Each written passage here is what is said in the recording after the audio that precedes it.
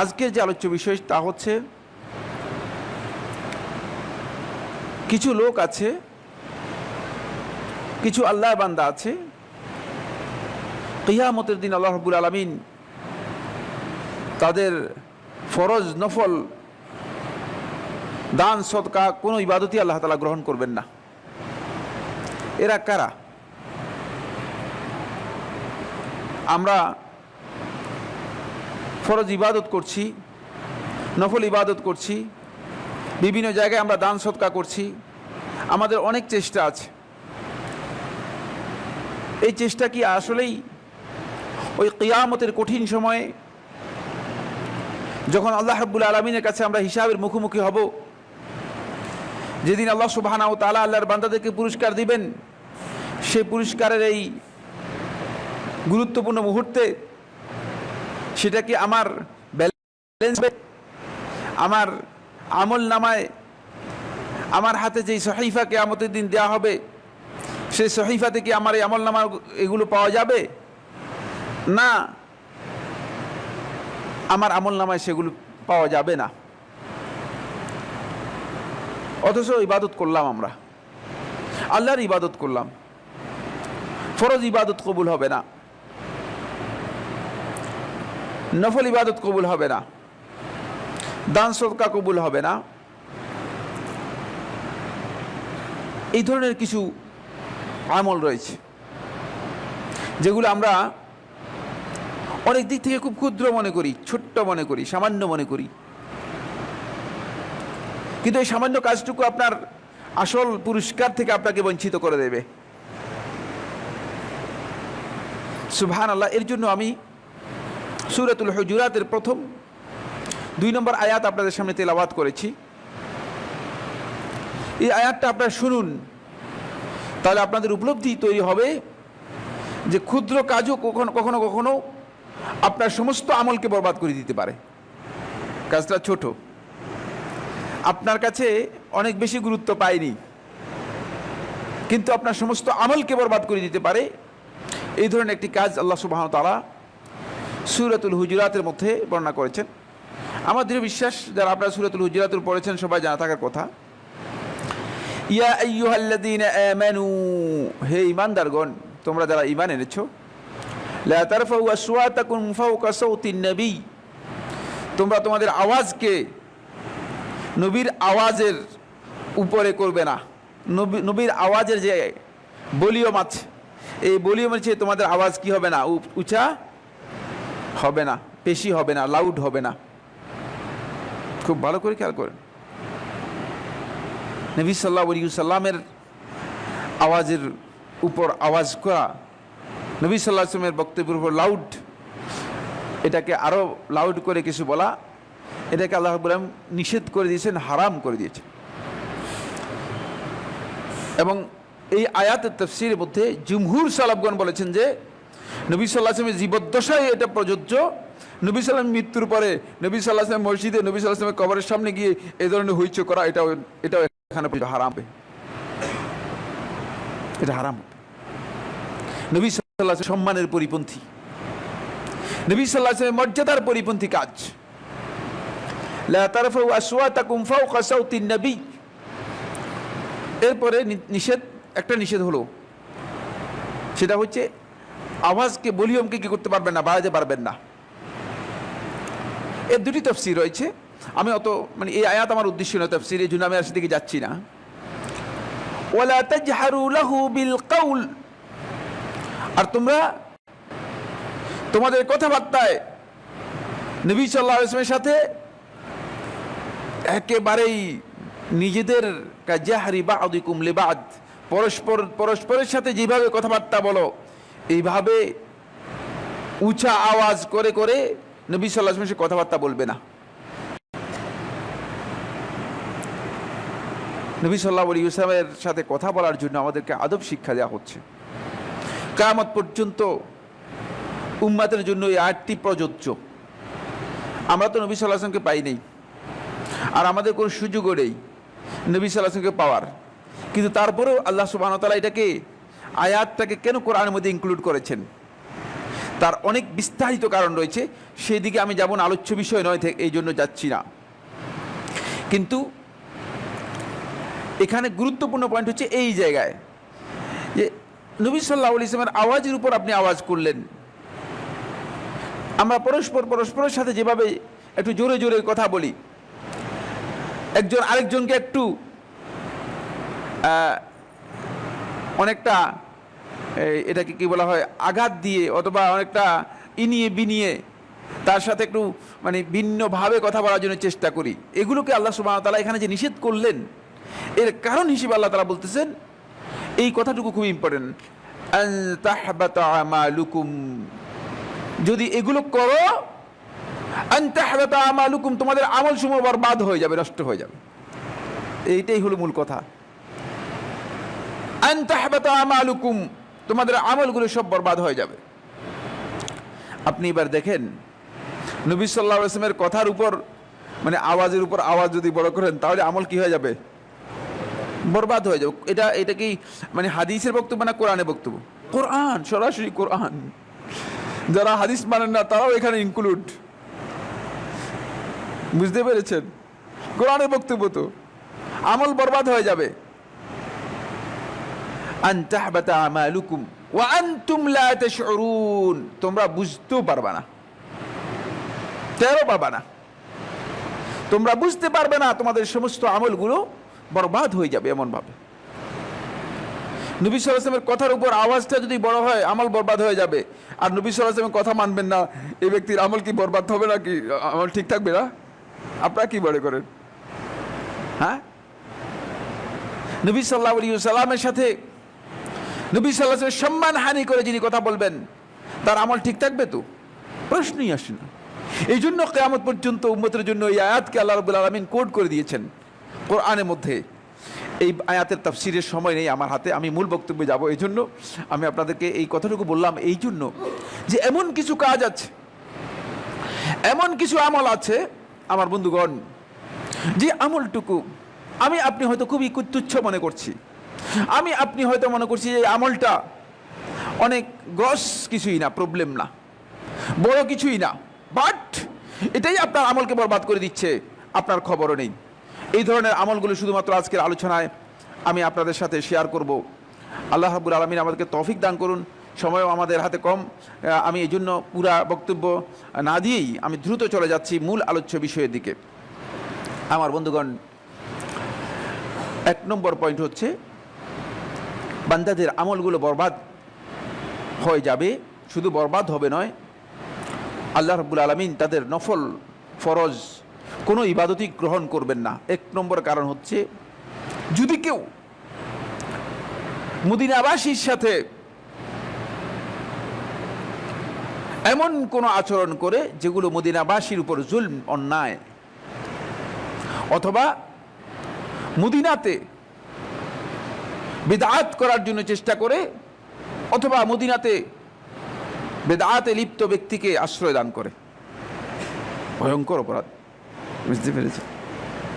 এই হাদিস সহিহ বুখারী এবং মুসলিমের মধ্যে এসেছে, আবু দাউদ, তিরমিজি, নাসাই সবাই বর্ণনা করেছেন।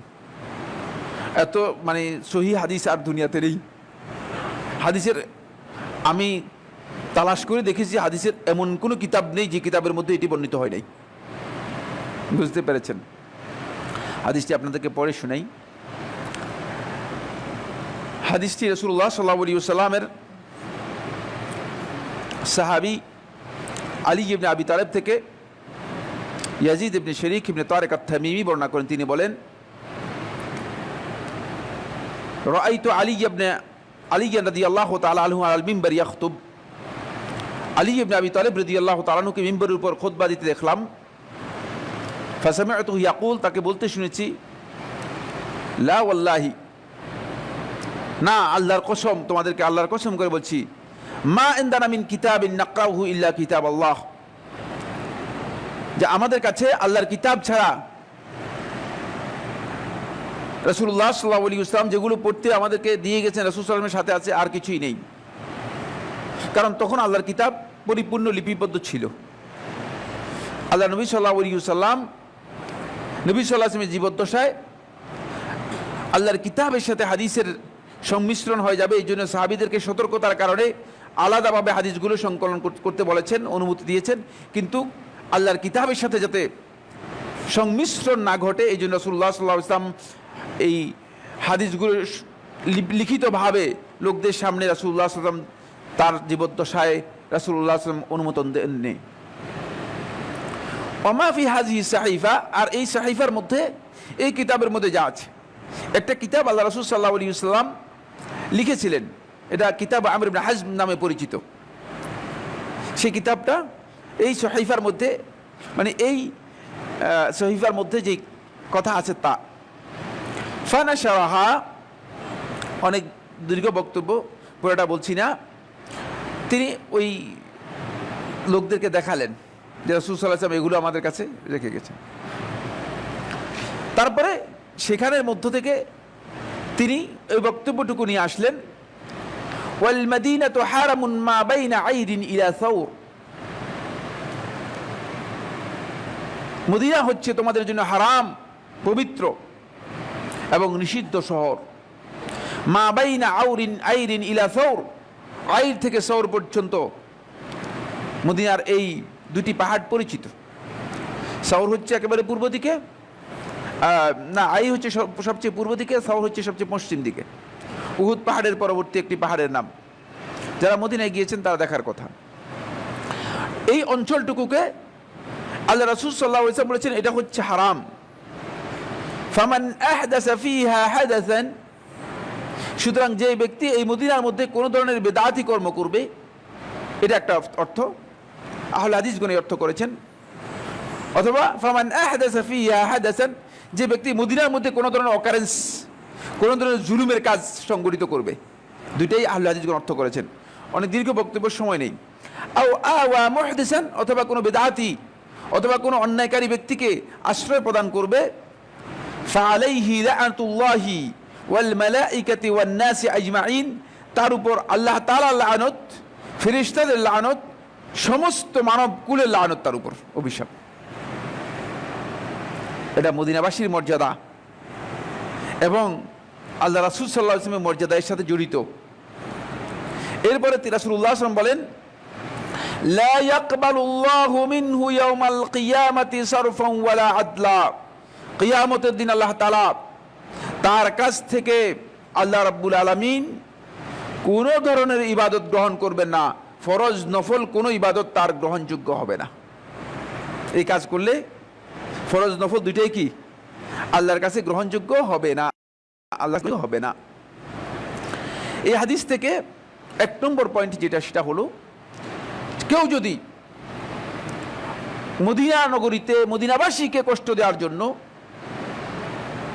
এই ধরনের কোনো কাজের মধ্যে লিপ্ত হয়, তাহলে তার ফরজ নফল কোনো ইবাদতই আল্লাহ সুবহানাহু ওয়া তাআলা গ্রহণ করবেন না। এই আয়াতের ব্যাখ্যার মধ্যে আহলে হাদিসগণ কথা বলেছেন যে ঠিক মদিনা নগরীতে যদি কোনো বেদাতি কাজ করেন, যে বেদাত আকীদাগত বেদাত, এই ধরনের কোনো বেদাতের মধ্যে কেউ লিপ্ত হয় থাকে, তাহলে তার ফরজ নফল কোনো ইবাদতই গ্রহণযোগ্য হবে না। এটা হলো এক নম্বর পয়েন্ট। এই মর্মে অনেকগুলো হাদিস রয়েছে, আমরা আর সেই হাদিসগুলো না বলেই দ্বিতীয় নম্বর পয়েন্টে আমরা যেতে চাই। 2 নম্বর পয়েন্ট হচ্ছে, বন্ধুগণ, যে এই হাদিসটি বর্ণনা করেছেন উবাদা ইবনে সামিত রাদিয়াল্লাহু তাআলা আনহু। অন্যায়ভাবে একজন মুমিন ব্যক্তিকে হত্যা করে বাহাদুরি করা, গর্ব করা, এই কাজটি তার সমস্ত নেক আমল বরবাদ করে দেয় এবং কিয়ামতের দিন আল্লাহ রাব্বুল আলামিনের কাছে তার কোনো ফরজ নফল কোনো ইবাদতই কি হবে না, গ্রহণযোগ্য হবে না। আমাদের অনেক ভাই আছেন, তারা মনে করেন যে ইমানদার ব্যক্তিদেরকে কাফের বানিয়ে এখন হত্যা করার ষড়যন্ত্র চলছে। মাআযাল্লাহ,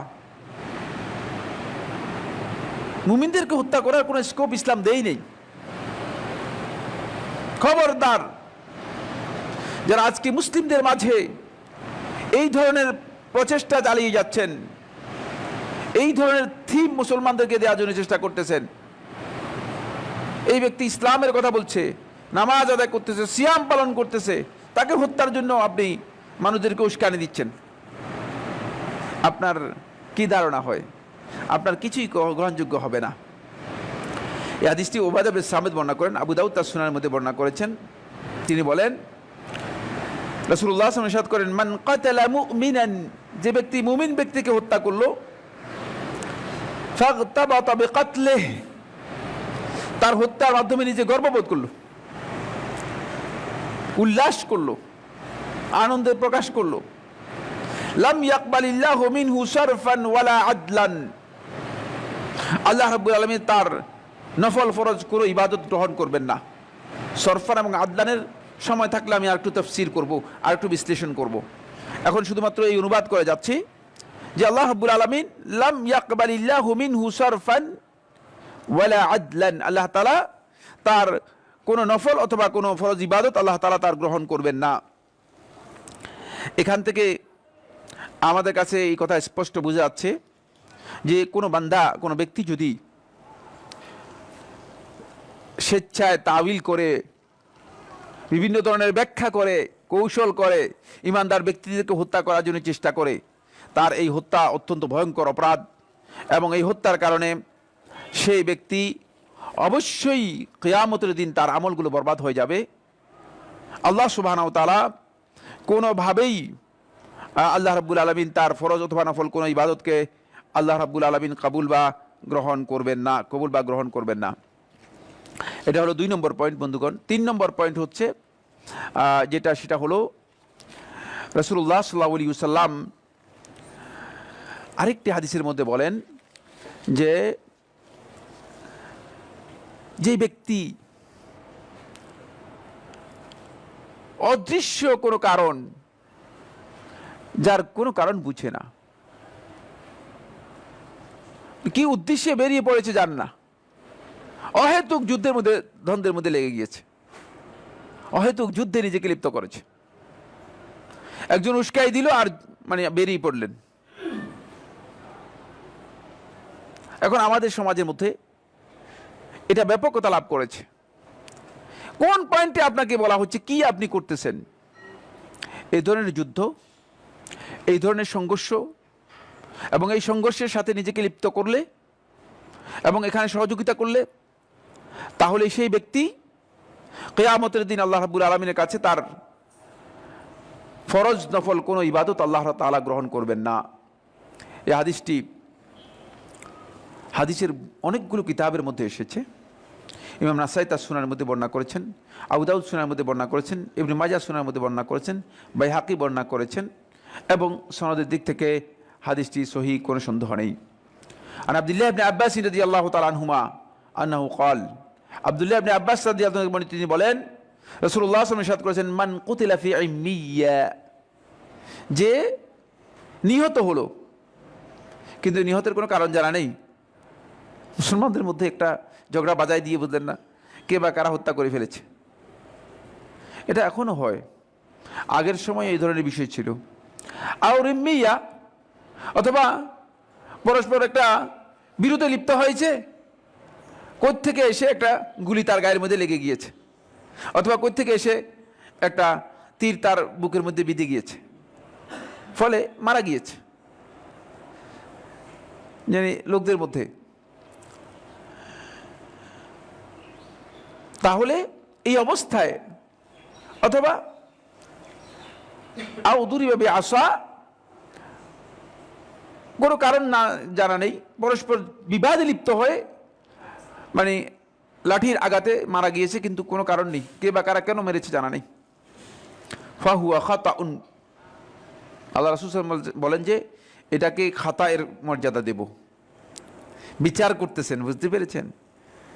খাতা হলে কতল, হত্যার বিধান কি হবে, এইটা হচ্ছে এই হত্যাটুকু খাতা হিসেবে বিবেচিত হবে, ভুল হিসেবে বিবেচিত হবে। ও আকলুহু আকলুল খাতা, সুতরাং এর রক্তপণ কিন্তু ফিরে যাবে না।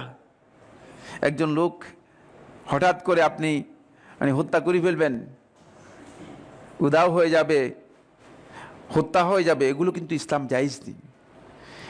মানে এইভাবে মারা গেলেও যেখানে মারা গিয়েছে জানাই নেই।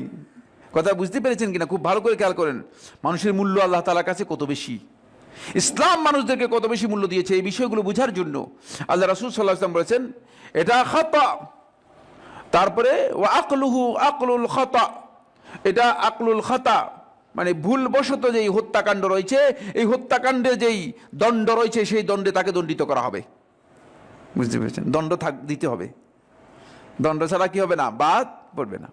ওমান কুতিলা আমদান, আর যাকে ইচ্ছাকৃতভাবে হত্যা করা হয়েছে, ফাহুয়া কাওয়াদ, এটা হত্যা এবং এর কি হবে? কিসাস হবে। কাওয়াদ, এর হত্যার বিনিময়ে হত্যা হবে, এটা হচ্ছে বিধান। আল্লাহ রাসূল ফাহুয়া কাওয়াদ, এটা হচ্ছে হত্যার বিনিময়ে হত্যার বিচার হবে, কিসাস হবে। লা ইউহালু বাইনাহু ওয়া বাইনা কাতিলিহি, ইমানদার ব্যক্তির জন্য জায়েজ নেই, বৈধ নয়। হত্যাকারী এবং যাকে হত্যা করা হয়েছে নিহত ব্যক্তির মাঝে কোনো ধরনের বাধা সৃষ্টি করবে, ষড়যন্ত্র করা হারাম, জায়েজ নেই। ইমানদার ব্যক্তির জন্য এটা জায়েজ নেই, কোনোভাবে এটি জায়েজ হবে না। ফামান হালা বাইনাহু ওয়া বাইনা কাতিলিহি, আর যে ব্যক্তি ওই নিহত ব্যক্তির মাঝে এবং হত্যাকারীর মাঝে প্রতিবন্ধকতা তৈরি করলো, বাধা দিয়ে রাখলো, কিসাস করতে দিল না, সেটা ষড়যন্ত্রমূলক হতে পারে, চালাকির মাধ্যমে হতে পারে, অথবা বিচার মাধ্যমে হলেও সেটা এর আওতার মধ্যে আসবে। বুঝতে পেরেছেন কিনা? বিচার প্রক্রিয়াও যদি হয় তাহলে এটা এর মধ্যে আসবে। ফামান হালা বাইনাহু ওয়া বাইনা কাতিলিহি, যে ব্যক্তি তার মাঝে এবং হত্যাকারীর মাঝে এই হত্যা দণ্ড বাস্তবায়ন করতে প্রতিবন্ধকতা তৈরি করবে, আল্লাহ রাসূল সাল্লাল্লাহু আলাইহি ওয়াসাল্লাম বলেন এখানে হচ্ছে মূল কথা, ফাআলাইহি লা'নাতুল্লাহি ওয়াল মালাইকাতি ওয়ান নাসি আজমাইন, তার উপর আল্লাহর লানত, সমস্ত ফেরেশতাকুলের লানত, সমস্ত মানবমণ্ডলীর লানত। লা ইয়াকবালুল্লাহু মিনহু সারফান ওয়ালা আদলা, আল্লাহ তাআলা কিয়ামতের দিন তার নফল ফরজ কোনো ইবাদত গ্রহণ করবেন না। দেখছেন, এটা ভয়ঙ্কর অপরাধ। আপনি তো এখানে আসলে বড় কোনো অপরাধ আপনার কাছে মনে হয় যে আমি তো, বরং আমাদের মধ্যে অনেক আছে বলে যে লোকটার তো মানে হত্যা হয়ে যেত, আমি বাঁচাই দিলাম। ব্যবসাটা এমন না, আমাদের মধ্যে অনেকে দেখা যায় যে বলে লোকটার তো মানে আমি যদি এখানে না ঢুকতাম তাহলে তো আমি মানে এই লোকটা বাঁচত না। খবরদার, খবরদার, এটা আমি বলেছি জুডিশিয়াল হলেও এটা কিন্তু এই বিধানের অন্তর্ভুক্ত হবে। ইসলাম মানুষদেরকে তুচ্ছ করে নাই, মানুষের মূল্যকে ইসলাম কি করেছে? অনেক উপরে দিয়েছে।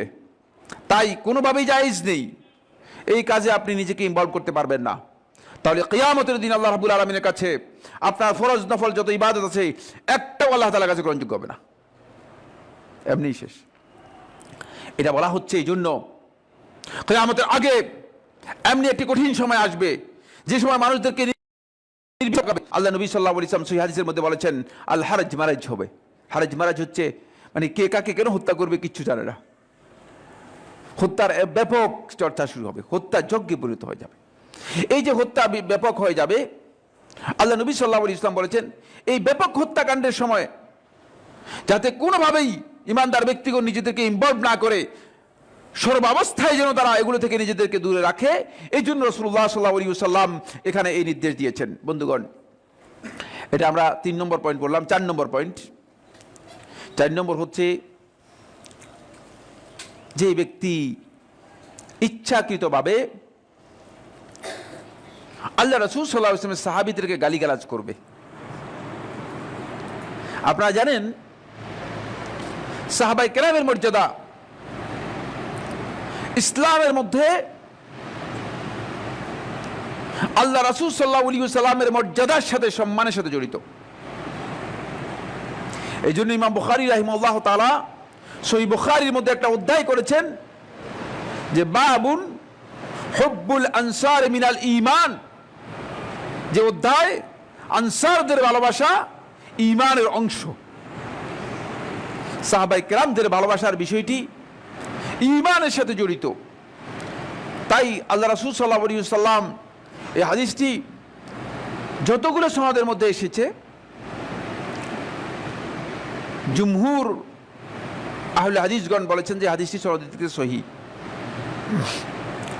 অবশ্য শেখ মোহাম্মদ নাসিরউদ্দিন আলবানী রহমতুল্লাহ সহিহুল জামের 6285 সহিহ বলেছেন, সহিহার 2340 সহিহ বলেছেন।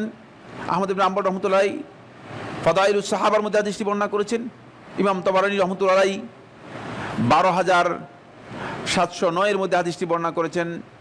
এবং সর্বশেষ গবেষণায় শেখ জিয়াউর রহমান আদমি রাহিমাহুল্লাহ তাআলা, যিনি গত বছর মারা গিয়েছেন আপনারা জানেন, তিনি তাহকিকের মধ্যে হাদিসটিকে সহিহ বলেছেন। আন আনাস বিন মালিক রাদিয়াল্লাহু তাআলা আনহু আন্নাহু قال, আনাস বিন মালিক রাদিয়াল্লাহু তাআলা তিনি বলেন, قال উনাস মিন আসহাবি রাসূলিল্লাহ সাল্লাল্লাহু আলাইহি ওয়াসাল্লাম, আল্লাহ রাসূল সাল্লাল্লাহু আলাইহি ওয়াসাল্লামের সাহাবায়ে কেরামদের মধ্য থেকে একদল সাহাবী একদিন রাসূলুল্লাহ সাল্লাল্লাহু আলাইহি ওয়াসাল্লামের কাছে এসে অভিযোগ করলেন। আল্লাহ রাসূলের কাছে বললেন, ইয়া রাসূলুল্লাহি ইন্না নুসাব, আমরা তো দেখতেছি যে মানুষ আমাদের সম্পর্কে মানুষ অনেক সময় খারাপ কথা বলতেছে, খারাপ কথা বলে। মানে পরবর্তী যুগের লোকদের মধ্যে এই আশঙ্কা ছিল যে তারা সাহাবায়ে কেরামদের সম্পর্কে বিরূপ কথা বলবে। ফাকার রাসূলুল্লাহ সাল্লাল্লাহু আলাইহি ওয়াসাল্লাম, তখন আল্লাহ রাসূল সাল্লাল্লাহু আলাইহি ওয়াসাল্লাম বললেন, মান সাব্বা আসহাবি, যে আমার সাহাবীদেরকে গালি দিল, ফাআলাইহি লাআনাতুল্লাহি ওয়াল মালাইকাতি ওয়ান নাসি আজমাইন, তার উপর আল্লাহ তাআলা লানত, সমস্ত ফেরেশতাকুলের লানত এবং সমস্ত মানব মণ্ডলীর লানত। লা ইয়াকবালুল্লাহু মিনহু সারফান ওয়ালা আদলা, কিয়ামতের দিন আল্লাহ রাব্বুল আলামিন তার কোনো ফরজ নফল ইবাদত গ্রহণ করবেন না। বহু মুসলিম রয়েছে। এখন আমাদের মুসলমানদের মধ্যে অনেক সো কল্ড ইসলামিক স্কলার রয়েছে, যারা নিজেদেরকে স্কলার মনে করতেছেন। তারা সাহাবায়ে কেরামদের সম্পর্কে এমন বিরূপ মন্তব্য করেন যে মন্তব্যের কারণে ইসলাম সম্পর্কে সন্দেহ তৈরি হয়ে যায়। যে বিষয় সম্পর্কে তোমার জ্ঞান নেই, সে বিষয় সম্পর্কে বক্তব্য না দেওয়া উত্তম। কিন্তু খবরদার আন্দাজে বক্তব্য দিয়ে সাহাবায়ে কেরামদের সম্মানকে হানি করবেন না। সাহাবায়ে কেরামদের সম্মানকে যদি হানি করে থাকেন, তাহলে কিয়ামতের দিন আপনার বরবাদ হয়ে যাবে, পুরোটাই বরবাদ। আল্লাহ তাআলা কোনো নফল ফরজ ইবাদত কোনোটাই গ্রহণ করবেন না। আমি একটা শব্দ আজকের এই বক্তব্যের মধ্যে আমার নিজের একটা শব্দ বলছি না, সবগুলো সরাসরি আল্লাহ রাসূল সাল্লাল্লাহু আলাইহি ওয়াসাল্লামের হাদিস থেকে কোট করছি এবং হাদিস নম্বর সবগুলো আপনাদেরকে বলে দিচ্ছি এবং সমস্ত হাদিসগুলো সহিহ হাদিসগুলোকে আপনার সামনে উল্লেখ করছি। এরপরে হচ্ছে, যে ব্যক্তি নিজেকে নিজের দিকে সম্পর্কিত না করে, বাপদাদার পরিচয়ের দিকে সম্পর্কিত না করে, বাপদাদার পরিচয় গোপন করে নিজেকে অন্যদের দিকে সম্পর্কিত করার জন্য চেষ্টা করবে, নিজের বাপকে বাপ না স্বীকার না করে অন্যকে বাপ স্বীকার করে নিবে, অন্যকে, খবরদার। কোন ব্যক্তির জন্য জায়েজ নেই যে একজন ব্যক্তির নিজের বংশ পরিচয়কে গোপন করে দিবে, আবার অন্যের দিকে নিজেকে সম্পৃক্ত করবে। আল্লাহ নবী সাল্লাল্লাহু আলাইহি ওয়াসাল্লাম এই হাদিসের মধ্যে বলেন, আমর ইবনে খারিজা থেকে বর্ণিত, তিনি বলেন, রাসূলুল্লাহ সাল্লাল্লাহু আলাইহি ওয়াসাল্লাম ইরশাদ করেছেন, মান ইনতাসাবা ইলা গায়রি আবিহি, যাকে সম্পর্কিত করা হয় তাকে ডাকা হয় তাকে তার বাপের নামে নয়, মানে তার বাপ ছাড়া অন্যের নামে। কোন ব্যক্তিকে ডাকতে হলে তার বাপের নামে ডাকতে হবে, তাকে বাপের দিকে সম্পর্কিত করতে হবে, বাপের পরিচয় থাকতে হবে, এই পরিচয়ের দিকে সম্পর্কিত করতে হবে। মানে ইনতাসাবা ইলা গায়রি আবিহি, নিজের বাপ ছাড়া অন্যের দিকে নিজেকে সম্পর্কিত করবে, বংশীয় সম্পর্ক চেঞ্জ করে দিবে, গোপন করবে পরিচয়। আও ইনতামা ইলা গায়রি মাওয়ালি, অথবা নিজের যারা গোলাম বা মালিকানাভুক্ত যে সমস্ত দাস দাসী আছে সেগুলো ছাড়া অন্যের দাস দাসীকে নিজে এনে জোর করে মালিকানা সাব্যস্ত করবে। রাগবাতান আনহুম, মানে তাদের কাছ থেকে অসন্তুষ্টির কারণে অথবা তাদের সাথে কোনো ধরনের সমস্যার কারণে, বিরোধের কারণে। ফাআলাইহি লাআনাতুল্লাহি ওয়াল মালাইকাতি ওয়ান নাসি আজমাইন, তার উপর আল্লাহ তাআলা লানত, ফেরেশতাদের লানত, সমস্ত মানবকুলের লানত। এই হাদিসের আরেকটি লফজের মধ্যে এসেছে যে শুধুমাত্র তা নয়, ইলা ইয়াউমিল কিয়ামাহ, আগের শব্দগুলোর মধ্যে এটা আসে নাই, কিয়ামত পর্যন্ত এই লানত অব্যাহত থাকবেই।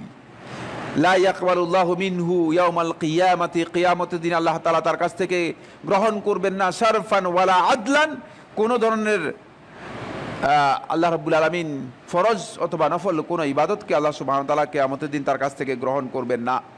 কিয়ামতের দিন তার কাছ থেকে কোনো ইবাদত আল্লাহ তাআলা গ্রহণ করবেন না। এখান থেকে বুঝে যাচ্ছে যে কোনো ব্যক্তির জন্য জায়েজ নেই, কোনো ব্যক্তির বংশ পরিচয় জানা আছে, তার বংশ পরিচয় গোপন করে কি করবেন আপনি? নিজের দিকে সে বংশ পরিচয় নিয়ে যাবেন। আমাদের সমাজের মধ্যে অনেককে দেখা যায় যে সন্তান দত্তক নেন, তাকে তার বংশ পরিচয় দিতে হবে। দত্তক নেওয়া হারাম নয়, দত্তক নেওয়া ইসলামের মধ্যে নাজায়েজ কিছুই না। আপনি একটা সন্তান নিয়ে পালন করতে পারেন, কিন্তু যদি তার বংশ পরিচয় আপনার জানা থাকে তাহলে অবশ্যই তার বংশের দিকে আপনাকে কী করতে হবে, সম্পর্কিত করতে হবে। তাকে তার বংশের পরিচয় জানা থাকলে আপনি তার বংশের পরিচয় করে দিবেন। আর যদি বংশ পরিচয় জানা না থাকে তাও হতে পারে। মাসআলাতুল লাকিতে চলে যাবেন। মাসআলাতুল লাকিত কি? লাকিত হচ্ছে রাস্তায় হঠাৎ করে আপনি এখান থেকে যাচ্ছিলেন, ওই মাথায় গিয়ে দেখেন যে ছোট্ট একটা শিশু পেয়ে গিয়েছেন, কেউ ফেলে দিয়ে চলে গিয়েছে। হতে পারে না এমন? আল্লাহ না করুক, আমাদের সমাজের মধ্যে এখনও এটা দেখা যায় নাই। আল্লাহ না করুক যেন না হয়। আল্লাহুম্মা আমিন বলেন। কারণ পৃথিবীর বিভিন্ন সমাজের মধ্যে এগুলো পাওয়া যায়, রাস্তায় রাস্তায় শিশুদেরকে পাওয়া যায়। বুঝতে পেরেছেন কিনা? মাআজ আল্লাহ, আল্লাহ তাআলা মাফ করুক। তখন রাস্তায় পাওয়া গিয়েছে, এখন এই শিশু তো আপনি নিয়ে যাবেন, তখন আপনার উপর ওয়াজিব হবে কিন্তু নিয়ে যাওয়া, আপনি এটা লালন পালন করার জন্য ব্যবস্থা করা। কারণ শিশু তো মারা যাবে, আপনাকে নিয়ে যেতে হবে, নিয়ে গিয়ে লালন পালন করবেন। শিশু যখন বড় হবে তখন আপনি বলবেন যে আমি তোমার লালন পালনকে, তোমাকে লালন পালন করলাম, আমি আসলে কিন্তু তোমার জন্মদাতা পিতা নই। এটা তাকে ক্লিয়ার করে দিতে হবে। কথাটা বুঝতে পেরেছেন কিনা? কারণ তার পরিচয় আপনার কাছে জানা নেই, কিন্তু এটা আপনি তাকে ক্লিয়ার করে দিতে হবে যে আমি হচ্ছে তোমার লালন পালনকারী, তোমাকে লালন পালন করেছি। মানে আপনি মনে করেন যে না, যাক শিশু তখন পেয়ে গিয়েছি, তাকে শিশুকে বললাম যে হ্যাঁ আমি হলাম তোমার বাপ আর এই হলো তোমার মা, না। কথাকে বুঝতে পেরেছেন? এটা আপনার জন্য জায়েজ হবে না এই কাজ। কারণ তার বংশকে কি করে দিলেন আপনি, মানে জোর করে নিজের দিকে নিয়ে আসলেন। এটা আপনার জন্য জায়েজ হবে না, এটা আপনার জন্য হারাম হবে, এটা আপনার জন্য হারাম হবে। এরপরের পয়েন্ট হচ্ছে বন্ধুগণ, রাসূলুল্লাহ সাল্লাল্লাহু আলাইহি ওয়াসাল্লাম এই হাদিসের মধ্যে 3 দল ব্যক্তির কথা বলেছেন। এই 3 দল ব্যক্তির মধ্যে আমরা যদি পড়ে যাই তাহলে আজকেই ঠিক করে নিতে হবে। মানে আমি আশঙ্কা করতেছি হয়তো পড়ে যাওয়ার সম্ভাবনা আছে, পড়ে যাওয়ার কি সম্ভাবনা আছে। এই হাদিসটি আবু উমামা আল বাহিরি থেকে বর্ণিত। ইবনে আবি আসিম রাহমাতুল্লাহ তার সুন্নাহর মধ্যে বর্ণনা করেছেন এবং তিনি ইসনাদকে সহিহ বলেছেন। তাহকিকের মধ্যে ইসনাদকে সহিহ বলা হয়েছে। শেখ নাসিরউদ্দিন আলবানী রাহমাতুল্লাহ ইসনাদকে সহিহ বলেছেন। এর হাদিসের বক্তব্য এবং ইসনাদ জুমহুর আহলে হাদিসগণ সহিহ বলেছেন। আবু উমামা আল বাহিরি থেকে বর্ণিত তিনি বলেন রাসূলুল্লাহ সাল্লাল্লাহু আলাইহি ওয়াসাল্লাম ইরশাদ করেছেন, সালাসাতুন লা ইয়াকবালুল্লাহু মিনহুম সারফান ওয়ালা আদলান। 3 দল লোক আল্লাহ রাব্বুল আলামিন তাদের কোনো ফরজ নফল কোনো ইবাদতই গ্রহণ করবেন না। তাদের ফরজ নফল কোনো ইবাদত আল্লাহ তাআলা গ্রহণ করবেন না। কোনো কোনো লফজের মধ্যে এসেছে ইয়াউমুল কিয়ামা, কিয়ামতের দিন তাদের কোনো ফরজ নফল ইবাদত গ্রহণ করা হবে না। আকুন লিওয়ালিদাইহি, পিতামাতার যে অবাধ্য সন্তান, পিতামাতার সাথে অসৎ ব্যবহার করেছে, খারাপ আচরণ করেছে, অবাধ্যতায় লিপ্ত হয়েছে, খবরদার। মানে পিতামাতার সাথে খারাপ ব্যবহার করে সে মসজিদের মধ্যে মানে ইল্লাল্লাহ জিকির করে মনে করতেছেন জান্নাতের দিকে চলে যাবেন, ব্যাপারটা এমন কিনা? খবরদার, খবরদার। আল্লাহ সুবহানাহু ওয়া তাআলা আল্লাহ তাআলার হকের পরে সর্বশ্রেষ্ঠ হক এই পৃথিবীর মধ্যে একটাই দিয়েছেন, সেটা হচ্ছে পিতামাতার হক। সুতরাং পিতামাতার হক নষ্ট করে এসে আপনি যেগুলো করতেছেন, আপনি হয়তো মনে করছেন যে না মানে আল্লাহকে একটা ফাঁকি দিয়ে দিলাম আর কি, ফাঁকির কোনো সুযোগ নেই, ওই আসল জিনিস ব্যালেন্স হচ্ছে না, যা এগুলো করতেছেন পণ্ডশ্রম। খবরদার, সংশোধন হওয়ার চেষ্টা করতে হবে। ওয়ামান্নানুন, কারো উপর অনুগ্রহ করে খোটা দানকারী। এটা অনুগ্রহ দেখছেন, ছোট কাজ কিন্তু অনেক বড় কাজ না। অনুগ্রহ তো করেই দিয়েছেন, অনুগ্রহ করেছেন, আপনি আমার উপর একটা অনুগ্রহ করেছেন, এবার আবার যাওয়ার সময় বললে ভাই এই কাজটা আমি কিন্তু করে দিলাম, দরকার কি? দরকার আছে? কোনো দরকার নেই, কোনো দরকার নেই। কারণ যে অনুগ্রহ করেছেন সেটা তো আমি জানি। আমি যদি সত্যিকার ইমানদার হয়ে থাকি তাহলে আমি এই অনুগ্রহের জন্য আপনার শুকরিয়া আদায় করতে বাধ্য, আমি সেই শুকরিয়া আদায় করব। কিন্তু আপনি এই অনুগ্রহের জন্য নিজেকে আবার নতুন করে আরেকটা প্রজেক্ট নিতে হবে না যে হ্যাঁ আমি একটু স্মরণ করাই দিই মাঝে মধ্যে টেলিফোন করে যে কাজটা কিন্তু আমি করে দিয়েছিলাম। কোনো দরকার নেই, খবরদার এই ধরনের কাজের মধ্যে নিজেকে ইনভলভ করবেন না। 3 নম্বর হচ্ছে ওয়া মুকাদ্দিবুম বিল কদর, যে তাকদীরকে অস্বীকার করে, তাকদীরকে অস্বীকার করে। বহু আমাদের সমাজের মধ্যে বহু ভাই রয়েছেন, আমি জানি এখানেও থাকতে পারেন, তাকদীরকে অস্বীকার করেন। কথাবার্তায় তিনি কথা বলবেন না যে আমি তাকদীরকে অস্বীকার করি। হাদিস অস্বীকারী ব্যক্তিরা এসে বলবে নাকি যে আমি হাদিসকে অস্বীকার করি? কিয়ামত পর্যন্ত কেউ বলবে না আমি হাদিস অস্বীকারী। হাদিসের ব্যাপারে রাসূলুল্লাহ সাল্লাল্লাহু আলাইহি ওয়াসাল্লাম হাদিসের ব্যাপারে কোনো সন্দেহ তুলে ধরার নামই হচ্ছে সে হাদিস অস্বীকারী। কথাটা বুঝতে পেরেছেন? রাসূলুল্লাহ সাল্লাল্লাহু আলাইহি ওয়াসাল্লামের হাদিস যখন আসে, এই হাদিস নিয়ে যদি কেউ কটাক্ষ করে থাকেন সেই হাদিস অস্বীকারী। ঠিক অনুরূপভাবে তাকদীর নিয়ে যার সংশয় হয়ে গিয়েছে সেই তাকদীরকে অস্বীকারী। সে তাকদীরের কিছুই বুঝে নাই, সে তাকদীরের কিছুই বোঝে নাই। এজন্য কথা বলার সুযোগ নেই যে আমি তাকদীরকে অস্বীকার করেছি, মুখে কথা ঘোষণা করার সুযোগ নেই। তাকদীরকে যদি কেউ তাকদীর নিয়ে সন্দেহ পোষণ করে থাকেন তাহলে আপনি নিশ্চিত হয়ে যাবেন যে সেই ব্যক্তি তাকদীরকে অস্বীকার করছে, কোনো সন্দেহ নেই।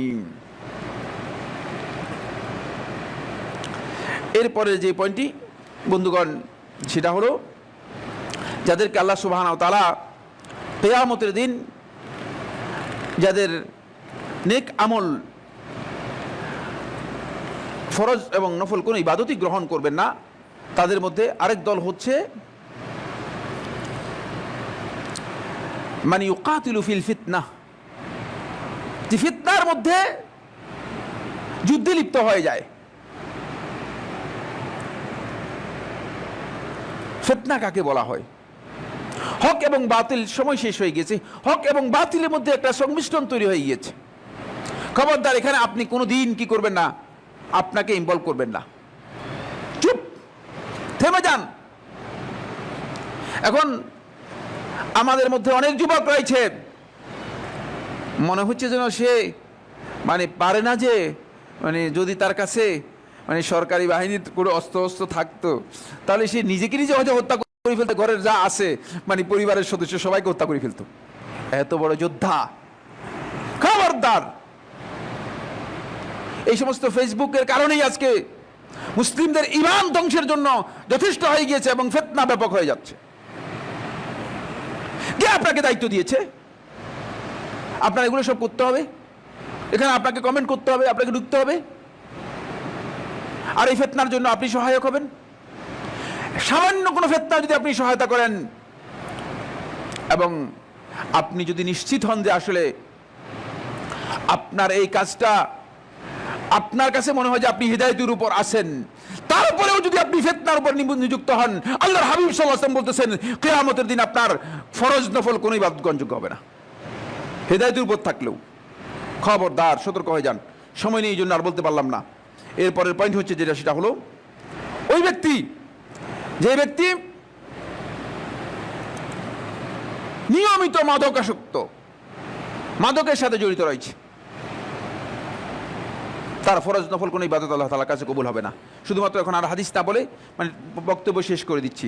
এরপরের পয়েন্ট হচ্ছে ওই ব্যক্তি যে ব্যক্তি মানুষের কাছে ইসলামের কথা বলে, দ্বীনের কথা বলে, মানুষদেরকে সম্মোহিত করার জন্য, মানুষদের আকৃষ্ট করার জন্য।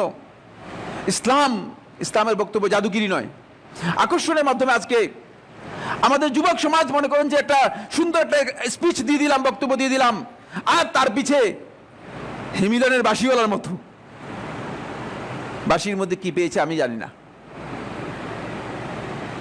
কিছু বাঁশি আছে বুঝলেন, এগুলো বাজারে নাকি শুনছি, আমি জানি না, কোনো সময় দেখি নাই। মিথ্যা হতে পারে, সত্য হতে পারে, তবে মিথ্যা হওয়ার সম্ভাবনাই বেশি আমার মনে হচ্ছে। কিন্তু শুনেছি যেটা হলো এগুলো নাকি বাজারে বনে জঙ্গলের কাছে গিয়ে সাপ নাকি বেরিয়ে চলে আসে। কেউ মানে এর সত্যতা সম্পর্কে কেউ কোনো তথ্য দিতে পারবে না। আমাদের যুবকরা এর ছুঁয়ে নিচে নেমে গিয়েছে। বাঁশির প্রয়োজন হয় না। কোরআন এবং হাদিসের বক্তব্যকে বিভিন্নভাবে মিথ্যার আশ্রয় নিয়ে সাজিয়ে গুছিয়ে যখন আমাদের যুবকদের সামনে তুলে ধরা হয়, তখন দেখা যাচ্ছে এগুলোর পিছে দৌড়াচ্ছেন।